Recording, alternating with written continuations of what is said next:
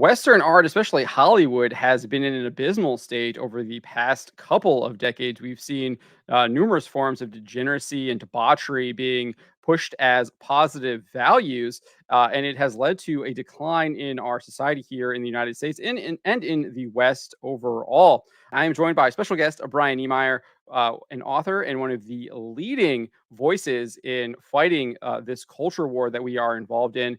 I'd like to welcome Brian to the Trent Report. How are Thanks you for doing, having me.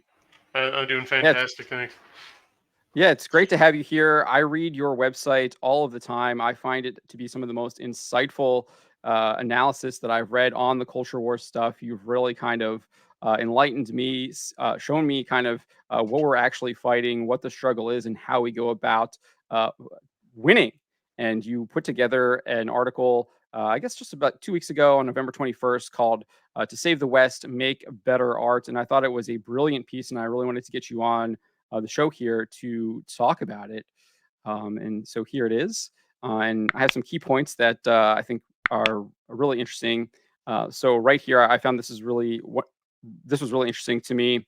The one locus of control without which the death cult couldn't have achieved anything close to the near total victory they've won is the arts. Because the cult understands one reality that conservatives just cannot get through their heads. People aren't convinced by logic and reason, they're convinced by emotion, and art speaks directly to the emotions. So, do you want to kind of elaborate on this and kind of explain where you're coming from here and why you think that a lot of like kind of modern day political conservatives, especially here in the United States, don't really understand this concept? Yeah, thanks for the springboard. And when I wrote that, when you write or say something and you intend it to be kind of tongue in cheek, you think it's kind of hyperbole, but you're doing it to make a point, and then later you find out, well, no, this is true in a literal sense in some quarters. That's what was finally driven home to me, even recently on Twitter, because it turns out there really are conservatives, people on the right, dissidents who don't think art is real or matters, and will like fight to the hilt trying to make that point. Like that's the hill they want to die on. Like, and even Catholics who just have no excuse will appeal to like Plato, saying, "Oh well, we just need to exile all artists from society," and that couldn't be more backwards. So I I can't wrap my head around where they're coming from. But yeah, they are just like wedded to their logic and facts and reason, and think you can talk someone out of a position he wasn't talked into, right? Or you can syllogism or reason someone out of a position he wasn't reasoned into, and it's the wrong tool for the wrong job, right? Like trying to use a butter knife to like drive in a bolt or something is just doesn't Right. work. To me, this kind of argument just seems just ridiculous on the surface because it's almost like they've never experienced kind of that magnificence of a true art. Like they've never been to one of the great cathedrals of the world and kind of experienced that overwhelming emotion that you feel when you go into maybe say a St. Peter's Basilica. You see the gorgeous art when you view the Statue of David or you view the Pieta. You can see like it just kind of draws you upwards and you can see that true beauty and it really just kind of inspires you and touches you and it moves you in the direction towards the good. I mean, Tolkien talks about this just with kind of fairy stories. He calls it the eucatastrophe, and that's always what you're trying to achieve when you're telling a fairy story. And that's kind of something that I feel like a lot of these conservatives, especially here in the United States, don't really understand. It's almost like they've never kind of experienced that emotion, or they're trying to deny that Yeah, if they have. yeah. It might, at least for the younger ones, like our age and a little younger, have to do with cultural ground zero. Right, one phenomenon that if you hang around online at all or just look at the concept art coming out of AAA video game studios is that millennials and younger have been utterly impoverished and disenfranchised in an aesthetic sense. Just somewhere along the way, people took that rich patrimony of like classical antiquity in the Middle Ages and the Renaissance of the art of Christendom and just replaced it with gray goo, risk averse, unimaginative corporate slop, and that's all they've ever known. I mean, I can't blame them too much for dismissing art if their concept of high art is Yu-Gi-Oh cards.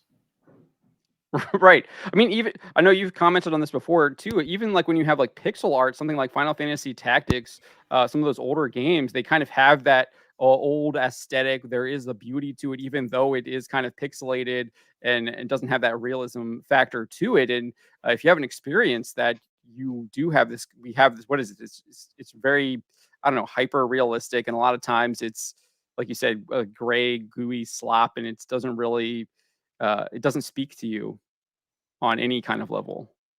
Yeah, Final Fantasy Tactics, great, great example to bring up, has some fantastic cathedrals in it. Indeed, and I think that also inspires the kind of messaging that game overall has as well. I mean, it leads to something else that you wrote here. So if we move on, this is another interesting point that I found that you made here in the article. It says, you said, mind you, that doesn't mean a majority, just the tipping point for a preference cascade. Then the first bills decriminalizing human source meat will pass into law. There will be a public outcry, but it will soon fade to a murmur as America's legal positivist tendencies push support for cannibalism higher. So you're kind of explaining how basically this death cult uses art and culture to manipulate people into making them embrace these hedonistic values and lifestyles. If you go up to the paragraph above that, I mean, you're making it like a crazy kind of example here. Obviously, you're talking about cannibalism and things like that, but I think there's an apt comparison to be made on other subjects that we've seen. But you say here they'll stress that it'll be purely voluntary from corpses donated for use as food. You can be certain that a main selling point will be cannibalism's efficacy at fighting climate change. The initial bills and court cases will go down to defeat, but after the Netflix show is reinforced by Captain America coming out as a cannibal, a taste he developed out of grim necessity while stranded at sea after the Germans torpedoed his destroyer. In a stunning and bold new cookbook from Big Five Publishing, the opinion polls will hit critical mass. And I think just in my lifetime, which has been little less than 4 decades, there's numerous examples of this happening. Yeah, and once again, right, in a grim instance of life imitating art, or art that's yet to be made, apparently, I was informed that there was a company, of course, out in California, that was looking to clone vat grown meat from celebrities. Like, I know Kanye West was one of them to turn into salami. Jeez. But and that makes you kind of like think about like what was that iZombie movie on the CW doing? I know Netflix did have some kind of zombie show out there too. I think what like Christina Applegate was in it or whatever, and she was like they were eating people and stuff like that. I mean, like this stuff was happening, and now you're telling me that there was an actual company trying to do this? Yeah, Ugh.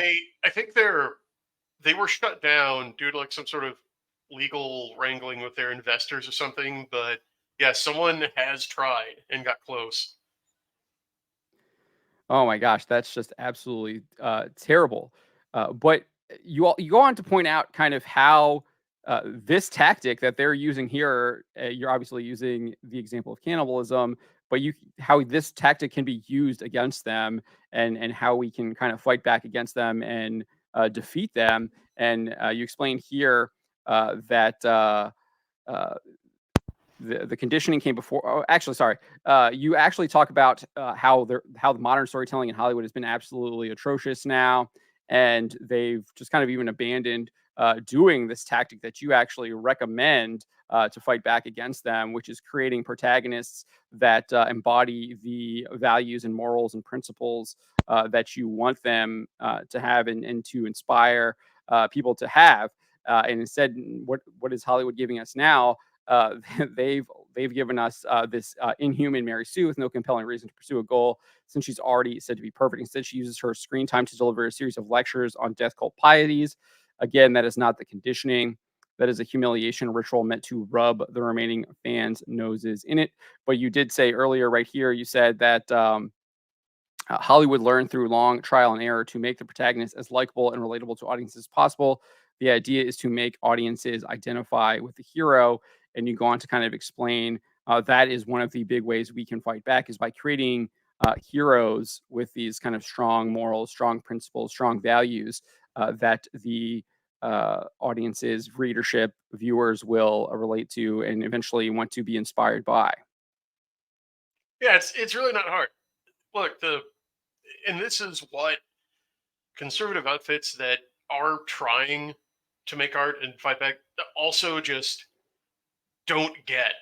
Right? They run into one of two equal but opposite errors.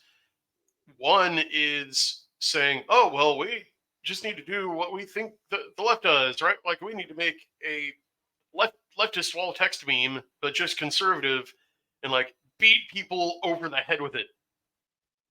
Or two, there's a school of thought more from libertarian quarters that says, well, you can't have any message at all. Just tell an entertaining story and leave any message out of it. It should have no moral, no shouldn't be a political allegory at all. You shouldn't really want to say anything. Just give people a thrill. And no, there's a z-axis there. Okay, they're both missing the point. All you have to do, it's not hard. You would just take a protagonist, have that person be relatable, so that the audience will identify with him, and then show the behavior that you want to promote winning. That's it. That's all they did. And it's kind of funny how like the left, the death cult, will always tell you exactly what they're going to do and exactly how they're going to do it. Like with the LGBT agenda, they look up the book After the Ball by Marshall, I believe. It had a co-author, but it came out in 1989, and they just said, like, look, here's how we're going to normalize this, and we're going to do it like, yeah, through lobbying and money, but also through fiction. And I'm old enough to remember that, like, turn of the decade, like 1990, 1991, is when you started having like, the sassy, hip, savvy, gay best friend of the female lead showing up in everything. That wasn't an accident. Like Whitland Grace convinced more people to Yep. embrace perversion than like any syllogism or any argument. Yeah, I see it in Ray Romano. The what is that? What is this show called? Everybody Everybody Loves loves Raymond. Raymond. Yeah. Yeah, I see that a lot too. There's so much subversion in there. They're supposed to be this good, strong Catholic family, but they're doing all of these kind of things that are pulling them away from Christ, from the church, and what they should be doing. And they try and play it off as a laugh or as a joke, but they're clearly trying to, I think, obviously steer people away from the church, from Christ, and from God. I see this. You kind of see it across the board, especially when you go back and look at those older shows like the '90s and the '90s, 2000s. It's very obvious to me now, especially after reading a lot of your writing on what they were doing here, especially an article like this.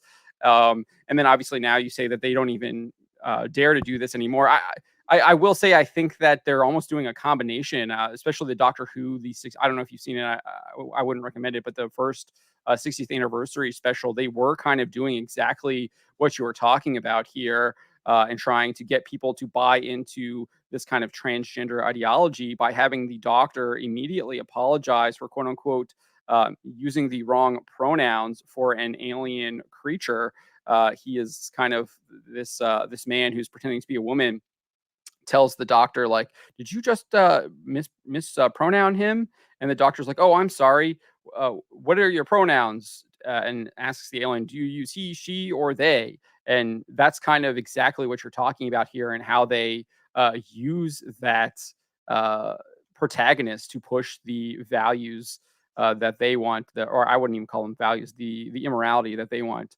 And then obviously at the same time, though, they're also beating you over the head with the fact that this man who's pretending to be a woman is some kind of beautiful woman, and they repeat it over and over and over and over again. So they're almost using a double whammy tactic, not only the humiliation tactic, but they're still trying to do this kind of soft manipulation. Well, there are a lot of different nodes, if you will, of the death cult, right? Like there is no official hierarchy, right? Like they don't have a magisterium officially. They certainly don't have a supreme pontiff. So, and we see this every once in a while when like one clutch or warren or node gets a bit behind, and then they have to be smacked back into conformity. So it's uneven. Like the tactics are deployed and the changes happen unevenly, right? It's not like there's some memo that goes out from central command with new marching orders, like, okay, yesterday we're all switching to these pronouns. It's more like a school of fish, right? And Mhm. the idea is every fish has to move with the school, but occasionally get some stragglers, and sometimes they get eaten. But what really looks to be happening with the death cult is the competency crisis seems to be catching up with them. And what do I mean by that? Well, the thing about reason, as everyone from Aristotle to Aquinas and on tells us, is it's the faculty that lets you know if your concepts and ideas conform to reality, right? Because reality is reality, no matter how much people want to play make believe, right? Right. No matter which pronouns you use, whether you're going to throw on a dress and a wig and pretend to be a sexy lady. Yeah, pig is still a pig even if you put lipstick on it. Well put, yeah. So what we have here are really primitive, bone-shaking cargo cultists that really do believe that language can cast spells to change reality, but reality ain't changing, as we've seen with the dismal failures they've been experiencing lately. So they're running up against that wall. And like 100 years ago, even as recently as like 20, they were led by smart people, but against the shirt sleeves to shirt sleeves problem, right? Like the descent from the golden age to the silver age, to the bronze age, to the iron age, and now they got feet of clay. So the people in charge of stuff, like their apparatchiks, can't run stuff. So we have Disney, as I think you reported on, like the first Marvel movie to bomb. It's going to lose $200 million. Yeah, it might be more than that. It might be 300. The Marvels, yeah. Well, from your lips to our Lord's ears, right? And it's Exactly. yeah, and it's because like from what I've heard, they dropped the mask. Like they didn't even make an attempt to make the characters likable or really have a point. Like they just they forgot all their propaganda tricks. They didn't. It's partly because they don't think they need them anymore, but also they don't know why they're doing what they're doing. They're just building Right. the bamboo ATC center and runway, and hoping the magic steel bird god will come and give them more Coke and M&Ms. It's kind of ridiculous when you describe it like that, and it is. I mean, we see how ridiculous it is when they're pushing this stuff all the time. But I have seen. I was surprisingly refreshed. I don't know if you've seen Godzilla -1, but I feel like it did exactly kind of what you're talking about by how we fight back is having the protagonists embrace these like good values, good morals, making the right choices. And so the protagonist is a former kamikaze pilot who refused to kill himself in World War II. He has massive regret for not getting into his plane and shooting a young Godzilla and killing him. Instead, the Godzilla just kills all of the engineers on this little island. But he eventually gets back to his house. His parents have been killed. His neighbor, her kids have been killed. But he ends up running into this woman who has adopted an infant girl, um, and basically takes them into his home. But he's still fighting his own personal war against Godzilla, and he can't really marry her until he's finished the war. And the movie kind of plays with whether or not he's going to embrace the kamikaze pilot that he was supposed to be out of honor and duty and almost kind of like regret that he didn't do it in the first place. uh, and or if he's going to choose life, choose to care for his child, and maybe eventually marry the woman. And it really had a really good message at the end. And he obviously, I don't want to spoil it, but I guess I kind of did already. But it really does have that like really strong message, and that really resonated with me.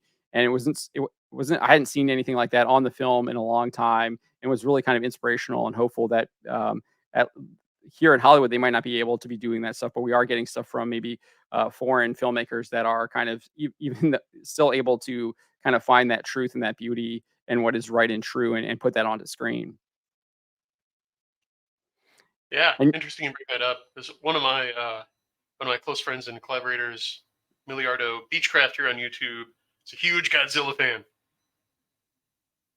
Had me watch Shin Godzilla by Hideki Anno a couple years ago. So yeah, it's kind of a synchronicity. But yeah, that's how it works, right? That's what you do. And what never ceases to surprise me is when I will explain to someone how subversive a property like that Doctor Who episode, or like the Marvels, or like Will and Grace is, they will say, "Oh, but I like it." Like, "Oh, but I thought it was well done." Like, well, yeah. Again, that's the point. different axes. If propaganda sucked, it wouldn't work. Exactly. That just means it's Yeah, working on you. I see that all the time too, and I just come like, well, it's still bad. Like it's objectively bad. It's pushing at morality. Like so, sure, it was like well put together and well designed and slick, but that is the whole purpose, as you note, to try and get you to buy into what they're selling you. Yeah, right. It's like processed extruded corn goo fried in like cottonseed oil, right? Like the FDA classified as industrial waste before they were bribed not to, essentially. Okay, it might taste good, but it has the nutritional value of an iPod. Like, Yeah, you I think credit card. you made a comment on Twitter that I saw, or X, the other day, that it was like a Burger King truck coming out of a U.S. Yeah, Deployment plane, and you're like, those fries were made from some kind of like German research to I forget what it was, but the it was oil a that they make cottonseed the oil. fries in. Yeah, the fry yeah.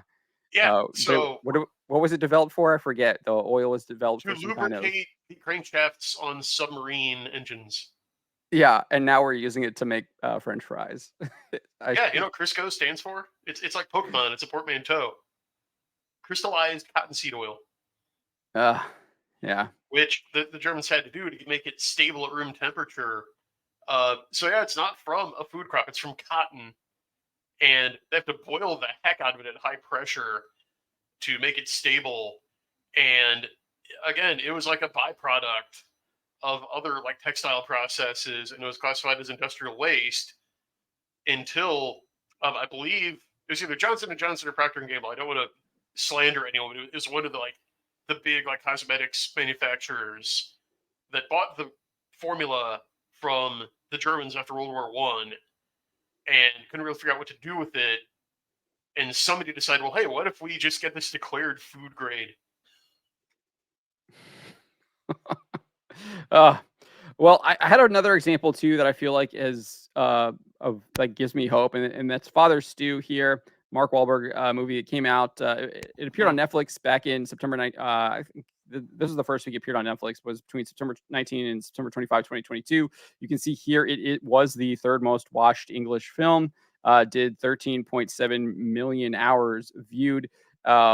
And so that I think that also tells like a really good emotional story. It's not hammering you. Obviously, it's about a Catholic priest, but it goes from his kind of struggle with a very worldly life to becoming a priest. Obviously, uh, you might describe this as kind of the quote unquote message film.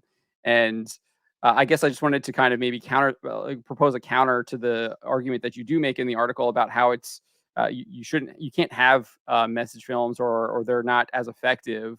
Um, have you seen Father Stew, and do you have any kind of counter to how this film has kind of resonated, at least being number 3 here on Netflix when it released in 2022.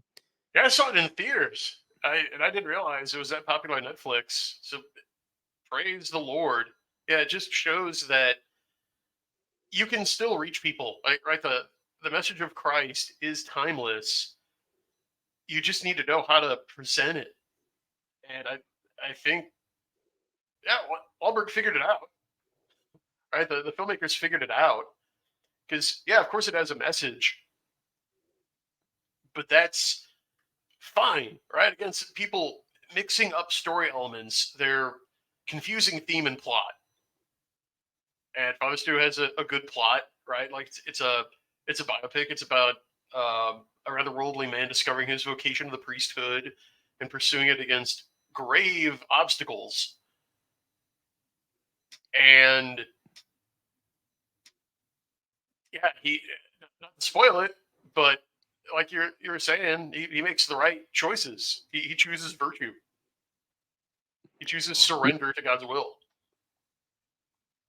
Yes, indeed. And so just kind of recap that that is how we fight this culture war that we are in. We have to not surrender any of these kind of battlegrounds, specifically the arts. I think there is a massive amount of space where we can kind of recapture the arts. And I think we used to own the arts. Again, you can point out to everything that Michelangelo did. We have Tolkien creating one of the most read fiction books ever written. You have C.S. Lewis. I mean, there's all kinds of fiction and arts that we previously did indeed dominate. We didn't abandon, and I think we need to get back to it. And you actually are working on doing that. You have a number of novels out that I've read and I've highly enjoyed, especially Combat Frame, Exceed. And then you also have a book that you're running now called what is it? The Burned Book. Do you want to tell us a little bit about that? Yeah, sure. Our Indiegogo campaign for it just wrapped up. Big success. It reached Congratulations. its yeah, it reached its goal faster than any except one other campaign that like it was neck and neck. It was like within half an hour difference. So great job, especially during a period of stagflation when the average American has experienced a 33% drop in discretionary spending income. And during the holiday season when crowdfunders are notoriously sluggish, uh, my fine Neo patrons knocked it out of the park. So all backers are going to get the book before the Amazon launch. That book is a prelude to my Dragon Award winning and Campbell nominated Soul Cycle, which I really broke out with. And everybody who's read the Soul Cycle has told me that one thing they really appreciate of those who liked it is just the deep lore, like the sense that even though I don't just full wall of text info dump explain all the world building, you can feel it, you can sense it beneath the surface that like, oh, when a character walks into a shop and finds there's a wind chime hanging up with like let's say an image of like a raven or something on it, they get a sense that okay, this is culturally significant. It points to something beneath the surface. This is where I start revealing what's down there in those murky depths. Like we're going back. The Burn Book is to the Soul Cycle what Knights of the Old Republic is to the original Star Wars trilogy. Does that make sense? Yes, Good. that makes it sound extremely interesting and exciting. I've been waiting with anticipation because I haven't read any of the Soul Cycle books, but I purchased all of them with the Burn Book campaign, so I'm waiting to read them all kind of in Thank you. one go.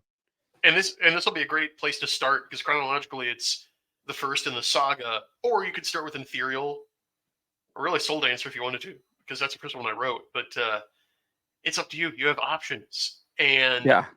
here's the other thing. So unfortunately, your listeners did miss their chance to get the finished book before launch because the crowdfunder's over. However, I didn't forget about folks who may not have heard about it because, as you folks should be able to find in the links in the show notes after the episode, I operate other neo patronage outlets through Patreon and Kickstarter not just Patreon and Kickstarter, but also Subscribe, Star, and Indiegogo. But my ongoing Neo patrons who subscribe get access to my work in real time. Like, I just shared the most recent update to the Burn Book outline through our exclusive patrons only Discord last night.